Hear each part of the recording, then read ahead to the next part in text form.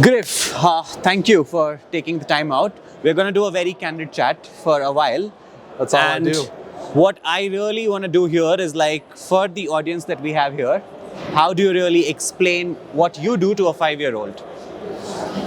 My goal is to make nonprofits profitable. Okay. That's nonprofits create value, and I'm working towards making that value understood in the market. How has this evolution happened? Like Common Stack, Giveth, like DAppNode was a little different from there. Common Stack, Giveth, how did this transformation come in? Well, I started with the DAO. Yeah. Right, that was my first project in 2015. We started building that. It failed epically. Yes. And exploded. Yeah. And in that, I learned a lot about DAOs and got some concepts. But what we wanted to do with the DAO, which people think, oh, it's like a VC DAO, but really, when we built the DAO, it had a project. It was the Universal Sharing Network, and by trying to understand how we would build that, I learned a lot about other things like Elinor Ostrom's work and how do we support public goods and the world of nonprofits.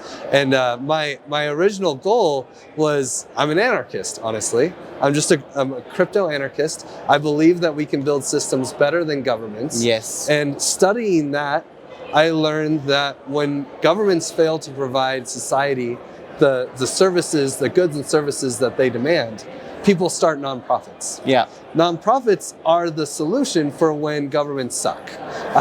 So in Venezuela, the clean water nonprofits are everywhere. You don't have clean water nonprofits here because we have clean water, right? And the governments provide these services. But when a road sucks in Central America, or Ecuador specifically, they call a minga. Yeah. And the community comes in and they fix the road because the government's not doing it. Yeah. So that's kind of started Giveth, and then we moved with Giveth. A lot of projects became necessary, like DAppNode.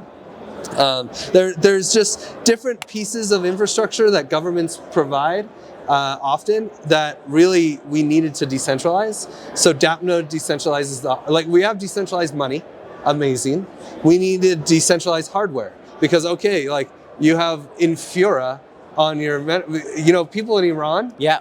Right? They set up, they had MetaMask installed, and one day they look at their wallet, they have 0 Ether. Yeah. And they're like, oh my God, I was hacked. Mm-hmm. They didn't understand. There are people in Iran right now that have a bunch of money on their MetaMask and don't know it because it is essentially provided by the RPC client. The client running the Ethereum node is provided not by them, but by a centralized provider that said, I'm not going to work with people in Iran. So DAppNode was an early response to that before those kinds of things could happen, where you basically have your own personal server in your house, and we can decentralize the running of these services into people's homes. And if you have 2 nodes running, you have a blockchain. Yeah. So with DAppNode, you can't shut down the blockchain. You can't censor the blockchain, and you become Infura for your friends and family. You can actually share access to your node. And that's why we built DAppNode, to build that decentralized infrastructure. Jordi Bellina and I founded Giveth with a few other people from the White Hat group, the group that rescued the DAO, basically. And we also started going into identity. Identity is another piece, are you anyone without a government-issued ID? Yeah. Right? Who are you? And there isn't a good solution for that. So Jordi started IDEN3, and I supported that as well. I stayed mostly focused on Giveth. And as Jordi also was working on the identity issues, scaling is another huge issue. If we're going to provide public infrastructure for society, then we need to have the ability to provide it for millions of people, and Ethereum has had a lot of scaling issues. In fact, Giveth ran a conference in 2018 called Scaling Now. It was a free conference just like this. Anyone could show up, and all the leaders of the scaling efforts in 2018. This is before rollups even, where they were just a gleam in ZK Snark nerds' eyes. So scaling was needed for identity. So Jordi started pushing towards Polygon Hermes, which is now Polygon Hermes, and and then we have like ZK EVM Yeah. rollups, right? And so he really started focusing on the identity and the scaling issues, and I stayed in the DAO space because once you actually have that infrastructure solved, now we need to build technical tooling to enable social collaboration and coordination, and that's where DAOs fit in for me. It's not, you don't DAO to DAO, you build DAO tooling and use DAO tooling to actually coordinate. Question for you. So I'm going to zoom in a little bit on you here. Okay. You started with the DAO, right? Like, and we just Yeah. talked about folks who helped in the rescue of the DAO. Did you at any point in time think that it's not really going to work? Like, absolutely transparent. I don't really have that mindset. Okay. I like to consider myself recklessly optimistic. I love the energy, by the way. Like, let Yeah. me put that on record. Yeah. It transmits from you, like all the things that you're doing. I was just in the panel with you. Love it. Please carry on. Thanks. So no, I honestly, I didn't think that our efforts could fail, and the worst case scenario of the DAO, knowing what we knew, was that we could create like let's say the hard fork never happened. And also, I happen to have a master's degree in digital currencies. I was the first person in the world to ever get any degree in digital currencies, and so I understood the formalities at the time around how blockchains work and the ability to hard fork and what that would mean and all these things. So I could see also like Vitalik and the leadership in Ethereum was all for the hard fork at whatever cost.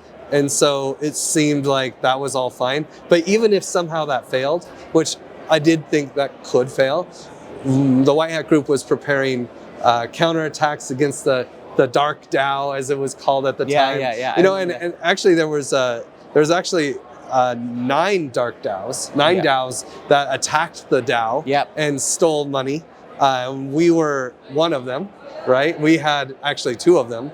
I guess there were 10 DAOs that attacked the DAO and stole money out of the DAO, and we were 2 of them, but we were the largest ones. And so we were able to attack all of the smaller dark DAOs except for the big one and actually take them over. It was DAO wars, man. It was like the Matrix, we're looking at the blockchain and it was like, watching these things and be like, oh my God, send them tainted tokens.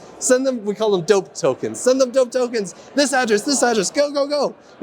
It was insane. And so we were able to attack all of the smaller DAOs, and so that it was just us versus the original hacker.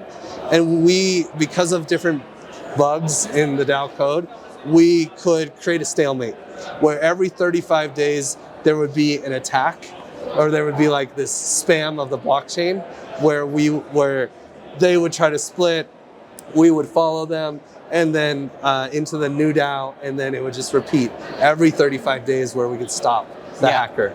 So okay. Let's Sorry. I love it. I love it. But my question to you here is, like, it's been a journey of a few years, right? Like, things have changed. What is your day-to-day today? Like, how involved are you still in it? And I'm going to tie that question up to like the problems that you are currently working on, and then we'll see how people who are listening to us can actually help you in that. Okay, so my day-to-day is basically I wake up as early as especially if I'm in the Americas, I wake up as early as I can, and I have a wall of calls for as many hours as I can. Yeah. That is my day-to-day personally. This is because I have this addiction to founding crypto nonprofits, you could say. Yeah. And so like it started Giveth, then started DAppNode, and then IDEN 3 and Polygon Hermes I don't really do that much for, but they came out of Giveth. Bright ID came out of Giveth, although I hardly have anything to do with that. There's also General Magic spun out of Giveth. This is like a dev shop that does impact DAO work. You've heard of General Magic? Yeah, I have. Amazing. Common Stack came out of Giveth. So Giveth is really focused on the audience is more nonprofits and donors. And it's going to be like a long journey to turn nonprofits and donors into investable projects and investors. But that's the goal of Giveth. But it's a slow journey. And so Common Stack is kind of speeding up that journey by focusing more on Web3 native people to build economies that are regenerative, but nerdy. And like, the nonprofits don't want to know about bonding curves. They're not ready for them yet, but The nerds are like, oh, what's a bonding curve? Oh, that's attractive. Yeah. Right? So the Common Stack spun that up, and then out of the Common Stack, Trusted Seed came out of that. And then, and the Trusted Seed is like a curated group of trusted investors, basically, that are able to support early stage impact projects, and you can trust that they're not going to dump because it's a multi-series game, right? Yeah. Where I'm blanking on the actual term for that, but where if they do that on one, they'll get kicked out, so they can't do it on the next ones, and so we can have a trusted setup. And then Token Engineering Commons is like our first impact DAO, and and then there's Praise, and there's Pairwise, and there's just so many projects. Yeah. Right? But who should really be on Giveth, right? Like I just heard you talk about if you're feeding, Do you wanna? If you have an impact project and you are actually providing value to society, and you can show that you've done that in the past, we don't really. Anyone can create a Giveth project. We have no barrier there. Yep. You could sell hot dogs and create a Giveth project. Yep. And you'll get a link that you could send people, and someone could send you money. But you're not going to become a verified project. Yes. Right? To become a verified project on Giveth, then you have to fill out a form and show us that you've provided value to society in the past. That's non-excludable, as in you're helping the homeless, you're building roads, anything that a nonprofit or a government does. If you are providing a public good to society, then you should get on Giveth, because anytime you collect a donation on Giveth, then we give the donor Give tokens. And our goal at Giveth is to be as cool of give you all the opportunities the Web3 space has to offer. We hope to integrate. This year is we finally got our token economics done, and that took us about a year. And so now we can really focus on being the best Web3 donation platform that exists. We want to make it easy for people to sell their own NFTs. And we have we're kind of learning that ourselves by first building our own NFT project, and then by learning it ourselves, we can repeat it for every verified project and make it scalable for them to just spin up their own NFT sale. But easier said than done, right? Like, are there problems that keep you awake at night? There's a lot of problems that keep me awake. Could you name the top two? The biggest one, these economies are based on belief. Yeah. Right? The US dollar has value because people believe they will be able to use it to buy things the next day. When economies have huge issues, Argentina seems to have hyperinflation every decade almost, right? It's because people don't trust the people issuing the currency, and they don't believe in the currency. Yeah. Right? And getting people to believe that impact DAOs have value, that nonprofits create value. That is my thesis, and it seems obvious. Of course, nonprofits create value, but what keeps me up at night is that people won't recognize that value. And it really does. I'm even tearing up a little bit right now. It's like nonprofits create so much value for society, but they get no recognition. They have to beg for money, beg for support. It's just not right. But I think on the other end, there is a lot of awareness that's coming up now, at least even today at ETH Denver. And I totally get it, because it's very tough for us to realize that we are in a position of privilege and that we have so much. Yes. Right? Like that, unless you're really empathizing with that lens, you will probably never be able to. And I think that's a change that it's not really easy to get people to see that. Yeah. But how can somebody help you in your mission today? Well, actually, here at Denver, we're doing all these impact quests because, you say that it's hard to see how lucky we are, but if you walk 2 blocks in Denver, you're going to run into a homeless person. Yes. It's gross. It's an epidemic, It's worse than COVID for sure. So we have some impact quests. You could go to a pizza party, at all these events that we have such an abundance of food. Yeah. Just carrying it out and handing it out to people, honestly, it's going to impact you more than it's going to impact them. They get a meal, and that's nice, but feeling that you did something different than just go to your hotel room and get a good night's sleep, feeling that you're supporting people, that alone. We'll give you a PO app We have all sorts of quests, picking up trash, bringing in clothes and hygiene products, whether it's tampons or underwear, these kinds of things into our booth at Denver. Like that, we have this really cool impact quest. We're raffling away tickets to events that are sold out and a bunch of really cool swag that people have provided to the people who are making an impact in Denver. If you're watching this and you're not in Denver anymore, then the best way to help is probably just to follow us on Twitter, engage with our tweets, and help us spread the message. That's a really easy way. Also, you could come into our community and actually start taking on issues. We are an open, collaborative community, and we have a really nice community onboarding system. We do everything on GitHub. If you're a developer and you want to help support us, you can jump in there. But honestly, I think building your own project that has impact is probably the coolest thing, and we can help you. General Magic is one of my many projects. It's probably the only one with a revenue stream. You can hire General Magic to help you build impact DAOs. If you're building a DeFi project and you want to support it, we're probably going to give you a bad rate because we don't really want to work with you. Yeah. But if it makes sense, it's cool. But if you're building something that's making the world a better place, which I think that's the best way to help, you can go ahead, watch my talks, follow on Twitter, retweet and all that stuff, but build something that makes a difference, and I'm happy to support. And is that what your podcast is also about? Yeah, I started this GM podcast. Honestly, we did 5 first episodes and we're getting market feedback now. I don't know, I like having a podcast so that I can engage with really smart people and learn about what they're doing and talk about interesting topics.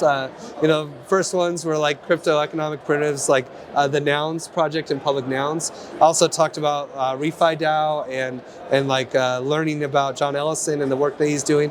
Talked a lot about Iran. We had a really great podcast about Web3 in Iran and how a lot of people in Iran have been screwed by, believing in the values of Web3 and then getting shut down by them not being authentic in some ways, controversial topics. So we did 5 episodes, and now we'll see what people say. Oh yeah, these were the best, and we want this, because it's important to get feedback. And that's one of the things nonprofits don't get. They don't really have a great way of getting market feedback. They get donations in some way, but a lot of that's so much marketing and stuff.